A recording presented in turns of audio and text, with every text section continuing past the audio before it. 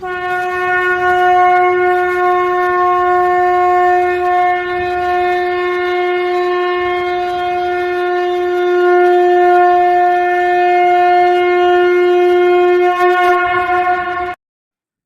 को सभी साधु संत समाज को कबीर बीजक टीका आप लोग देख सकते हैं 3 पेज पर सब अर्थ पंडित देखते विचारी को पुरुषा को नारी समाना घट घट बोले वाक्य चलित अनुपा वा को नाम कह लीजिए ना वर्ण न रूपा तय मैं क्या करसी नर बौरे क्या मेरा क्या तेरा राम खुदा शक्ति शिव एक कहूँ धव काहि निहोरा वेद पुराण किताब कुराना नाना भांति बखाना हिंदू तुर्क जैन और योगी ये फल काहू न जाना छव दर्शन जो परवाना ता सुनाम मनमा कहाँ कबीर ही पे बौरे ई सब खलक सयाना।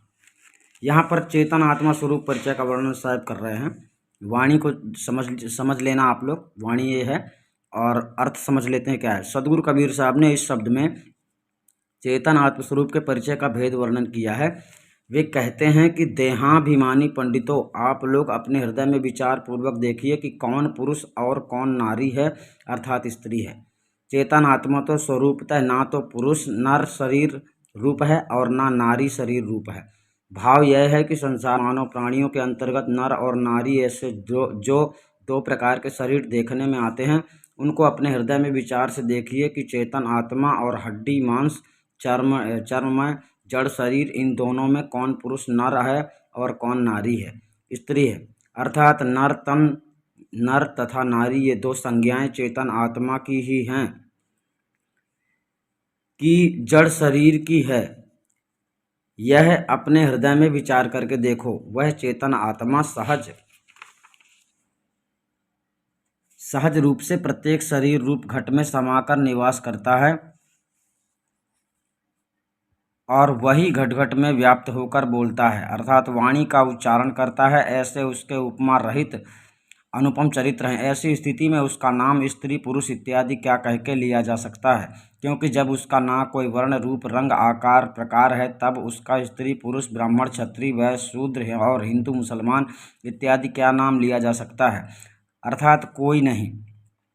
हे बौरे अज्ञानी मनुष्य, यह तेरा मेरा क्या करते हो? क्या तेरा है और क्या मेरा है, अर्थात यह मेरा इष्ट राम ईश्वर है और यह तेरा इष्ट खुदा है, एवं मैं खुदा को मानता हूँ और तू राम को मानता है, अथवा मैं हिंदू हूँ तू मुसलमान है एवं तू हिंदू है और मैं मुसलमान हूँ। इस प्रकार का भेद मानकर लड़ाई झगड़ा क्यों करते हो? और राम शक्ति शिव इत्यादि अनेक नाम तो मायोपाधि से एक ही चेतन आत्मा के अपनी अपनी भाषा में कथन किया है।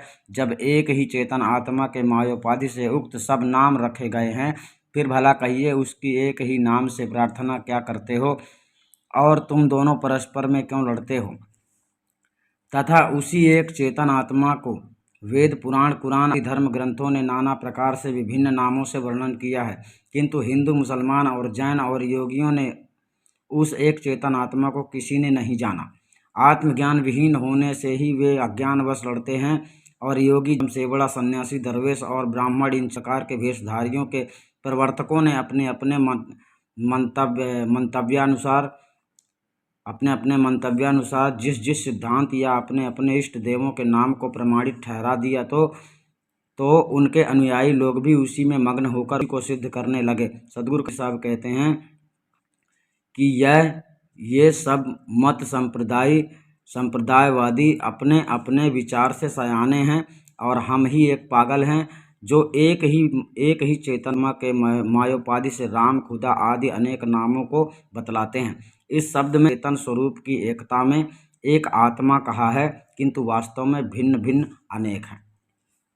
अर्थात एक चेतन आत्मा का मतलब ये हो जाता है कि जैसे ब्रह्मांडी आत्मा निरंजन है, जिसके कारणों से दुनिया भ्रमित है, इसी प्रकार से अनेक प्रकार के देवी देवतागण संसार में आकर काल का प्रचार करते हैं, यम के दूत का प्रचार करते, अर्थात वह चेतन आत्माएं ही आती हैं जो संसार में अपना लीला प्रदर्शन करती हैं, शक्ति का प्रदर्शन करती हैं और भ्रमित करते हैं संसार के लोगों को, भक्तों को। आज परमात्मा को जानने के लिए संसार भटक गया है, अर्थात यह जानना मुश्किल हो गया है कि परमात्मा कौन है। इसी प्रकार से सदगुरु कबीर साहब ने बतलाया है कि एक चेतन आत्मा एक ही स्वरूप होता है, चाहे आपके अंदर हो चाहे हमारे अंदर हो। अब उस चेतन स्वरूप को जानना है आपको कि वो चेतन आत्मा है कैसी, ना तो वो स्त्री रूप में है ना पुरुष रूप में है। तो सदगुरु कबीर साहब ने चेतनात्मा परमात्मा स्वरूप का ज्ञान करवाया है, अर्थात आत्मा का ज्ञान ही आपको परमात्मा का ज्ञान तत्काल हो जाता है। तो परमात्मा का करने के लिए, आत्मा का दर्शन करने के लिए सदगुरु कबीर के बीजक को आप से समझना पड़ेगा और सदगुरु कबीर साहब के सच्चे भक्त बनना पड़ेगा, सच्चा गुरुद्वारा आदि अनादि मुक्ति पंथ में आना पड़ेगा, ताकि आप लोग जीवन कल्याण हो सके। सतनाम साहिब बंदगी पूरा बीजक समझ लिया, आप लोगों को एक तरफ से बीजक को समझते जाना चैनल में बना है सतनाम साहिब।